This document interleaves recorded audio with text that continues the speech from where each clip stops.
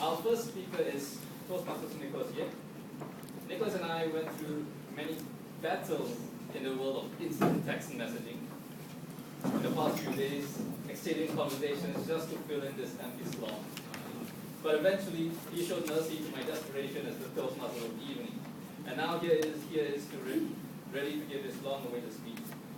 Having studied for 2 years in Australia and has promised answer to the feedback given in the Competent Communicative Speech 1, way back in May 2010, Nicholas Yip will now honestly share more of his experience studying in Australia.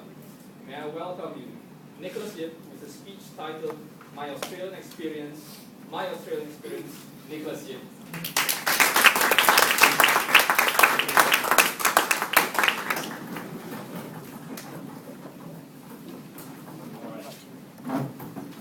Good evening, everyone.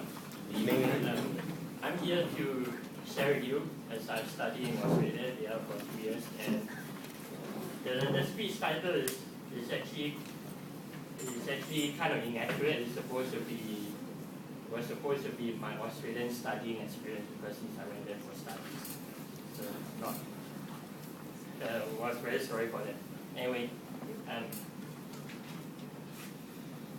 it first began when I realized I had to actually get an extra qualification since after I graduated. And so I went to this special fair and they had this special exhibition and there was some registration fee that was waived and I applied there. So I got an offer from this university called Monash University in Melbourne. And so the course which I selected was Masters of Multimedia Computing. I went there for postgraduate. So I was extremely elated that I actually got this offer, but then I kind of pondered, this will be the first time I'll be going to another country on my own. I've been to other places on my own before. Not for this long. I was going away to another country for 1.5 years at least. So I was kind of nervous, but then my mom was reassuring me, oh, you got a lot of family friends there, don't worry, they'll take care of you and things like that. But I was nervous all the way up to the pre-departure briefing. The pre-departure briefing was held in some nice hotel. They were partying and they were all introducing themselves as the Malaysian Student Society and all that. So I was like, okay, it's fine. And I went to the airport and I packed my bags, went to the airport and everything. And the realization set in that, oh, okay, this is it. I'm flying off for good, and all right, here it goes.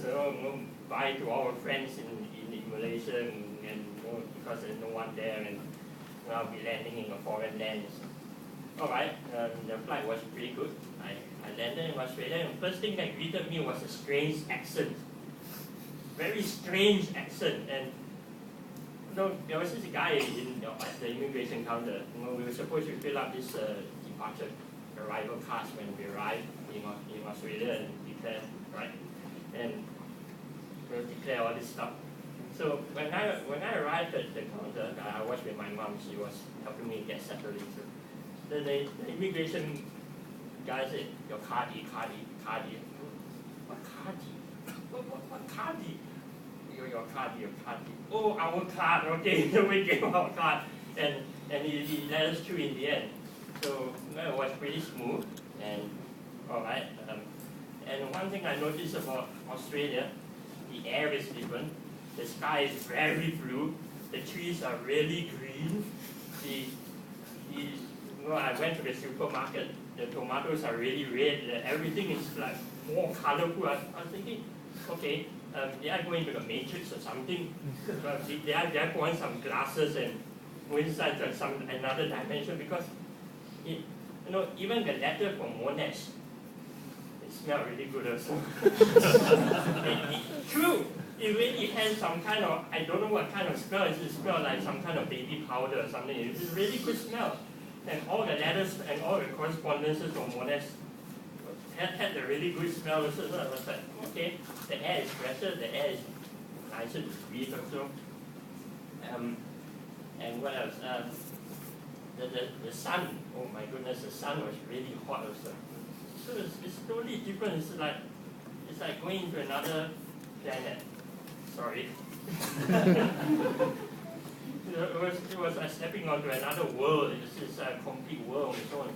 So I was like, okay, I may be homesick, I may not be homesick. I was some very days walking around like a zombie.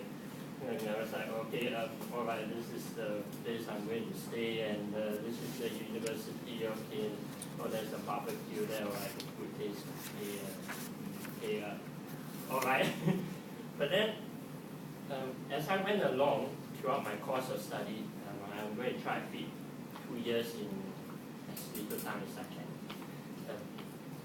I realized that there are so many people from Malaysia, from everywhere, from our place, so I didn't feel homesick at all.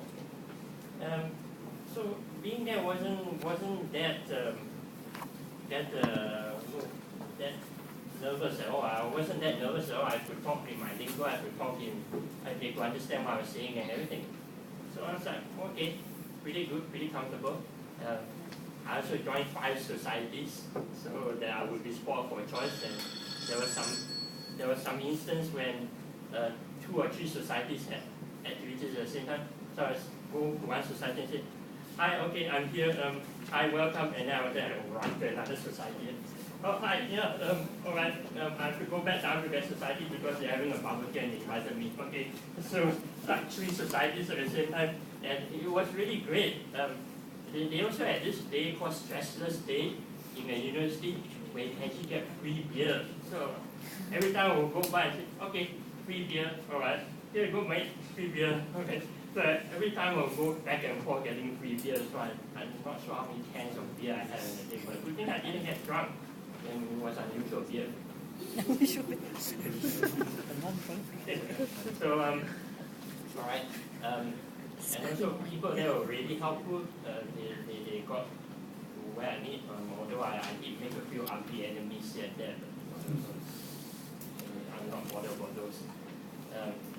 And the food, so much.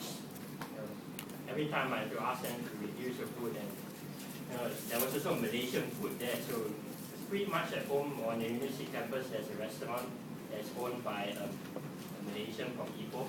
So, food is just like home, although I cook some anyway. So, yeah, that basically sums up my experience in Australia.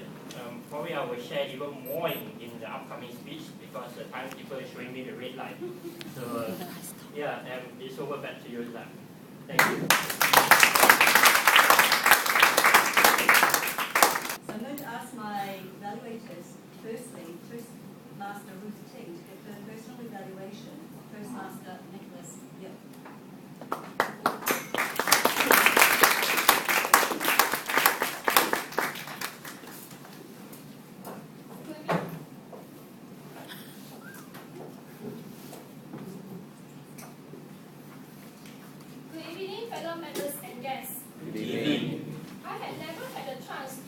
Australia for studies, but tonight I have witnessed how Nicholas has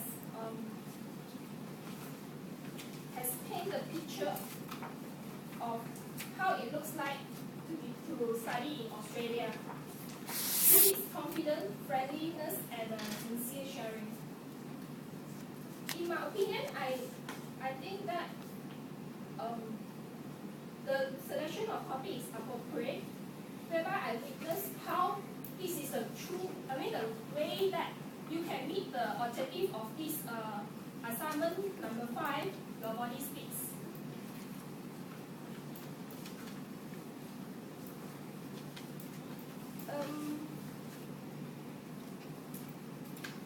Nicholas, if I may, I have 2 areas for 2 points for you to take home tonight.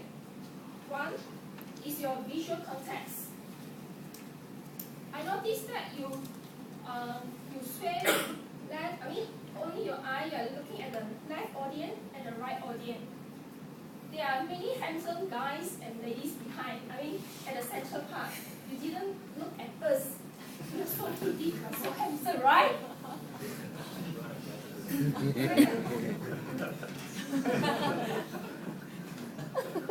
Your areas when you talk, the overall your whole speech, I noticed you speak firm, but your the place that you conquer is only the middle, which is a very small circle. I think you can, because it's such a big crowd here, so your gesture you can do it in a bigger manner. Overall, I enjoy your speech. I look forward to your next speech.